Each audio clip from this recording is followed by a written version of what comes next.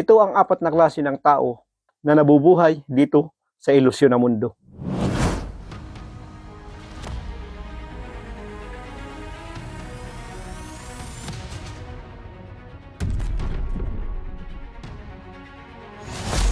Mapagpalang araw, muli ako nga pala si Robert. Sabi ng iba, ang tao daw ay dalawang klase lang at ang iba naman ay tatlong klase na sinasabi nila. So nakadepende na rin sa bawat pag-aanalisa ng individual. Kung mga nagbabahagi nito, ang importante ay kakapulutan ito ng katotohanan o aral upang makatulong sa ating pamumuhay pang-araw-araw o makaiwas tayo sa hindi magandang nararanasan o kasamaan dito sa ilusyon na mundo, o ang pinakapunto dito ay makilala mo yung sarili mo. Dahil yun ang pinakamahalaga na magawa natin sa sarili natin at makilala natin yung tunay na pinagmulan na mismong nasa sarili natin. Ngunit sa aking pag-aanalisa, ang nabubuhay na tao dito sa mundo ay apat na klase. Hindi ko ito bibigyan ng kung anong mga katawagan o pangalan dahil ang mga pangalan sa mga nagbabahagi na sinasabi ng ilang video ay gawa na rin yan ng tao. Parte lang nila yun nalilagyan ng pangalan upang yun ang maging basihan ng bawat individual. Ngunit ito ang tatandaan mo nyo, ang salita ay walang hanggan. Nakadepende ito sa iyong pag-aanalisa, sa iyong pangunawa, kung ano ang magiging kahulugan nito. Kaya wag na wag kang susunod sa anumang mga sinasabing pangalan o salita. Ang kunin mo lang yung mismong punto o kahulugan ng sinasabi ng kasulatan o isang tao o ilang individual. Dahil ang katotohanan ay kahit saan yan makukuha mo yan. Depende na yan sa iyong pag-aanalisa. At ito yung isang klase ng tao na nabubuhay dito sa mundo. Ito yung mga tao na kung ano ang ginagawa ng karamihan, yun din ang ginagawa nila. Nakasandal sila ang buhay nila sa validation ng ibang tao, palakpak ng ibang tao, puri ng ibang tao. Ito yung mga tao na nakasandal ang kanilang buhay sa material na bagay. Kahit alam nila na makakasama sa sarili nila, kahit alam nilang magdudulot ng hindi maganda sa sarili nila, ay ginagawa nila ito. Yung kulang sila sa pag-aanalisa, kulang sila sa pag-iisip. Ang hinahabol lang talaga nila yung puri o palakpak ng ibang tao o validation ng ibang tao. At hinahayaan din nila na kontrolin sila ng kapwa nila o nakasandal sila sa kapwa nila kung paano sila mabuhay. Tanggap nila sa sarili nila na kahit niloloko na sila o ginagawa na sila ng hindi maganda, ay kaya nila itong tanggapin sa sarili dahil ang hinahabol lang nila makasurvive sila na mabuhay. Ito na rin yung mga tao na wala na rin pakialam sa sarili nila o hindi nila tinitingnan yung paniniwalaan nila o kaya yung spiritual nila. Hindi na nila iniisip yun. So, ang tanong doon, mayroon ba silang divine spark? Tunay na liwanag? Mayroon po sila. Kaso, di na nila iniisip to kasi nalaso na sila ng husto ng masamang sistema o invisible na kulungan. Nalamo na sila ng husto ng kasamaan, kaya't kung anong ginagawa ng karamihan ay doon na sila nakasandal upang makasurvive sila dahil ang paniniwala na rin nila ay survival. Ang akala nila, nabuhay sila dito sa ilusyon ng mundo upang makasurvive. So doon pa lang sa paniniwala na yun upang unawa na yun nila, matatanggap na nila sa sarili nila na makakaranas sila ng hindi maganda o masama ng paulit-ulit dahil nga survival yung pangunawa nila. Hindi na nila iisipin yung paniniwalaan nila o spirituality nila dahil nga yung liwanag na yun ay nasukluban na o natakpan na ng kasamaan na paulit-ulit na ginagawa nila at dulot rin ng kapwa nila. Kaya sila yung mga tao na paulit-ulit na makakaranas ng hindi maganda sa sarili o sila yung mga tao na gagawing laruan, gagawing alipin o gagawing sunuran, magsunod-sunuron sa invisible na kulungan dahil nga nalaso na sila ng husto, na manipula na sila ng husto, na iprograma ng husto ang kanilang pangunawa ng masamang manipulasyon o kasamaan dito sa mundo. Kaya't yun na talaga ang magiging buhay nila hanggang sa pagtanda nila. Ngunit ang totoo ay lahat sila ay mayroon pa rin talagang pag-asa na magising ang kanilang pangunawa o makilala nila ang sarili nila.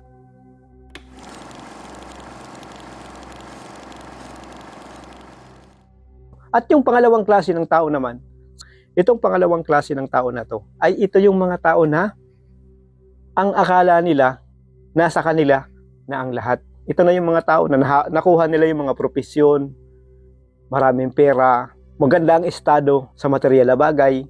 Sila yung mga nagmamanipula rin sa kapwa upang pakinabangan. Sila na yung mga ito na akala nila ay sobrang talino na nila. kinokontrol din nila yung kapwa nila. Dahil mayroon na silang nalalaman sa sarili nila. Ginamit nila ito sa hindi maganda. Sumakay sila sa invisible na kulungan o kasamaan upang pakinabangan yung kapwa. O nagiging kasangkapan sila upang lumakas ng husto, gumana ng husto ang invisible na kulungan na hindi makita. Masamang pagmamanipula sa karamihan.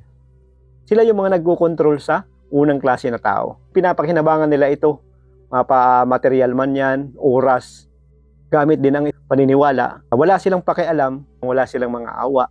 Dahil mas lamang ang pagiging makasarili nila o mas lamang yung nakatira sa sarili nila na mga lason o puison na dala-dala ng serbantang invisible na kulungan. Kaya't itong mga individual na ito yung may mga naabot din sa buhay na sinasabi, propesyon. Ngayon ang akala nila, ito na yung tunay na buhay. Kaya't ang akala nila sa sarili nila ay nakuha na nila ang lahat. Nandun na sa kanila ang tunay na hinahanap o tunay na buhay. May free will kasi tayo eh. Ang free will na yan, ibinigay na yan sa atin. Kaya't nakadepende na yan sa'yo kung ano ang gagawin mo. Dahil may free will nga tayo. So sila, yung free will nila, ginamit nila yun sa hindi maganda. Kaya't yung nasa unang klase na tao, yun ang pakikinabangan nila, yun ang kukontrolin nila o gagawin nilang laruan upang masatisfied sila sa sarili nila kung ano ang tingin nila sa sarili nila. Naakala nila ay nakuha na nila ang lahat, kilala na nila ang sarili nila, at yun na ang totoong buhay. Itong pangalawang klase ng tao na to. Tanungin mo ito sa sarili mo kung baka nandito ka. Kaya dito mo malalaman na sila yung mga tao, yung pangalawang klase ng tao na to na kontrolado pa rin sila ng invisible na kulungan. Kasi sila mismo yung nagmamanipula. Lalo nilang pinapalakas ng husto yung invisible na kulungan. Hindi rin nila ito nalalaman dahil nga bulag na rin sila sa material na bagay. Pera, kayamanan. Nandun sa kanila yung palakpak ng tao. Nandun sa kanila yung puri ng tao. Kasi nakokontrol nila yung mga unang klase ng tao.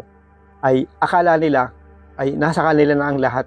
Kasi kontrolado nga nila yung mga tao na yun na wala nang alam sa sarili kundi sumandal din sa kapwa. O wala nang pagpapahalaga sa sarili. Kaya itong pangalawang klase na to ay napakadelikado nito. Ito yung mga taong dublikara na pwede ito sa kanan, pwede sa kaliwa. Ngunit nababasa ito ng pangatlong tao. Alamin mo ito sa sarili mo. Kasama ka na ba dito sa pangalawang klase ng tao dito sa Ilusyon ng Mundo o doon ka pa sa una? Maging aware kayo ng husto dito kasi mismong kapwa nila, pangalawang klase ng tao, sila din mismo ay naglolokohan, nagpaplastikan, nagmamanipulahan.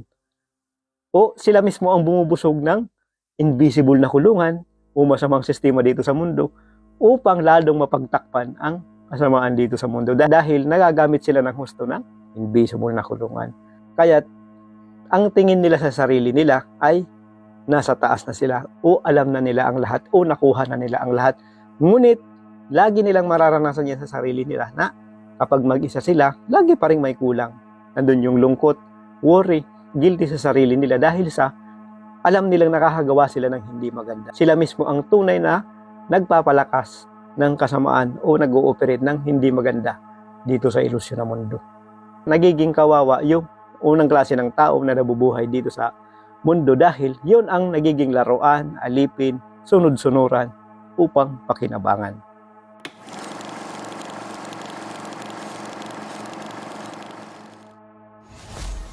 At itong pangatlong klase ng tao ay ito yung mga tao na nabubuhay na may purpose dito sa Ilusyon ng Mundo. Ito yung mga tao na magsasabi sa katotohanan. Ito yung mga tao na kilala na yung sarili o ang spirit nila. Bukas ang kanilang pangunawa. Mabilis na makikilala nila yung sarili nila, malalaman nila yung purpose nila upang tulungan, gisingin ang karamihan. Upang hindi umubra ang kasamaan na nagmamanipula dito sa Ilusyon ng Mundo. At ito yung mga tao na ito. Nakakabasa ito, nakakakita ito ng lahat, nalalaman nito ang lahat. Hindi mo sila mamamanipula. Nakikita nila sa bawat individual ng pangalawang klase ng tao at unang klase ng tao. Nakakabasa sila ng pag-uugali. Nauunawaan nila kung anong klase ba yung tao na kaharap nila. Ito yung mga tao na ito. Mga hilig itong mga mapag-isa. Delikado sila sa mga tao gumagawa ng hindi maganda dahil Ang purpose ng mga individual na ito ay hubaran yung mga individual na nakasuot ng maskara. Maskara ng kasamaan. Ang purpose ng mga individual na ito ay ang ipakilala ang tunay na pinagmulan na nasa bawat isa sa atin. At may pag-asa tayo ang bawat isa na makilala ito. Nakadepende na sa pagtanggap mo sa sarili mo. At itong mga individual na ito yung mga mahilig mapag-isa. Mas gusto nila sa tahimik na lugar. Mas gusto nila na nakakausap nila yung sarili nila.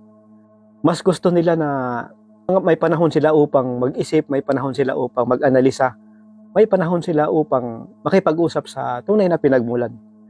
Itong mga individual na ito ay mabilis nilang natanggap na kilala sa sarili nila yung divine spark na nasa kanila o yung tunay na pinagmulan.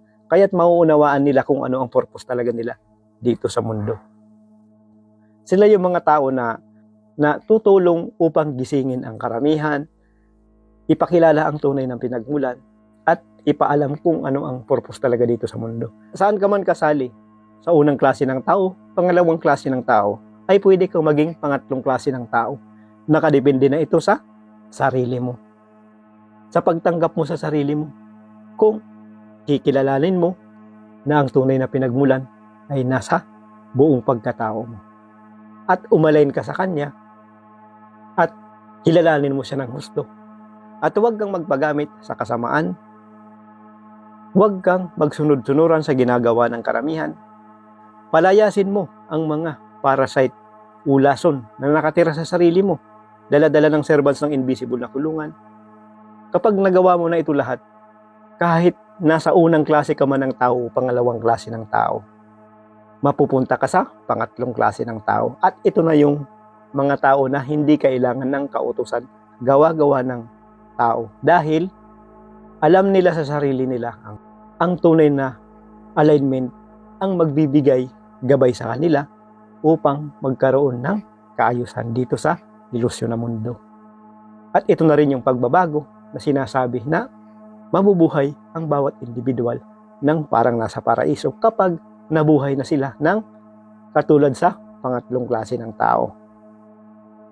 Kaya't may pag-asa pala ang unang klase ng tao at pangalawang klase ng tao na maging pangatlong klase ng tao na kinikilala ang tunay na pinagmulan na nasa sarili nila at mamumuhay sila ng malaya, mamumuhay sila ng hindi nagdudulot ng masama sa palibot nila o kapwa nila o hindi nabubuhay ng gumagawa ng kasamaan o magdudulot ng hindi maganda sa bawat isa. Kaya't ibig sabihin pala, lahat pala ay may pag-asa na magising ang pangunawa.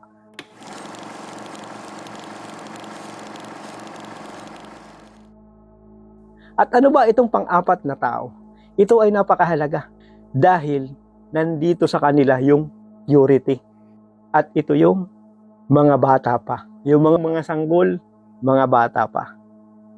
Sila yung mga nabubuhay na kailangan ng guidance ng magulang nila. Wala pa sa kanila yung kasamaan. Dahil nga pure na pure pa sila. Mararamdaman mo ito sa sarili mo. Kahit sinong bata man yan, makakita ka lang ng bata. Nandun yung ngiti, andun yung galak sa sarili mo, andun yung saya. Parang gusto mong hawakan, parang gusto mo siyang kausapin. Kasi alam mo kasi sa sarili mo na wala siyang kasamaan eh. Ni katiting hindi siya pwedeng gumawa ng hindi maganda. Ito yung mga tao na pang-apat na nabubuhay dito sa mundo na pure pa sila. Kaya't napakahalaga nito ng guidance ng magulang. Kung ano ang magiging buhay, paniniwala, lugar ng kalalakihan niya, magiging ganun din siya. Kaya't napakahalaga ng mga pagpapalaki sa mga anak dahil kung ano ang paniniwala ng mga magulang o lugar ng kalalakihan o ng mga magulang o nagiging guide sa kanila ay magiging ganun din sila. Kaya't kung gising na ang pangunawa mo, kilala mo na yung sarili mo, palakihin mo siya ng ayon sa tamang katotohanan. May kalayaan. Hindi nagpapamanipula sa kasamaan. Kaya't napakahalaga na makilala mo ang sarili mo. Dahil ikaw mismo ang mag-guide dito sa pang-apat ng klase ng tao. Kung anak mo ito, pamangkin mo ito, kapitbahay mo ito, napakahalaga nito na Ang gagaling yan sa'yo, mag-uumpisa yan sa'yo. Ang pagpapahalaga, guidance, pagpapalaki sa kanila. Kaya napaka-importante at napakahalaga ng pang-apat na tao na to. Na alagaan natin ang tama, turuan natin ang tama, na alam natin na hindi sila lalaki, na hindi sila matataniman ng mga parasite o mga lason o mga servants ng invisible na kulungan upang hindi sila maikulong sa invisible na kulungan. Kaya napakahalaga ang guidance natin sa kanila, ang pagpapakita mo sa kanila sa mga bata na to o mga sanggol na to dahil nasa kanila ang purity. Nababago lang naman ang ugali ng bata, lumalaki sila, depende sa palibot nila, ugali ng magulang nila, o kung paano mo sila i-guide, paano mo sila tinuturuan. At yun ang apat ng klase ng tao dito sa Ilusyon na Mundo. At malaking bagay na rin sa akin na like mo ang video ko, subscribe ka sa akin, at share mo na rin sa mga ilang individual na alam mong makakatulong itong video na to. At kung may mga katanungan kayo sa sarili nyo, ay comment lang kayo dyan. Ay pwede kayong magtanong at sasagutin ko po yan at pwede kong gawin yan ng video upang maipaliwanag ko ng husto. At maraming salamat. See you sa next video ko.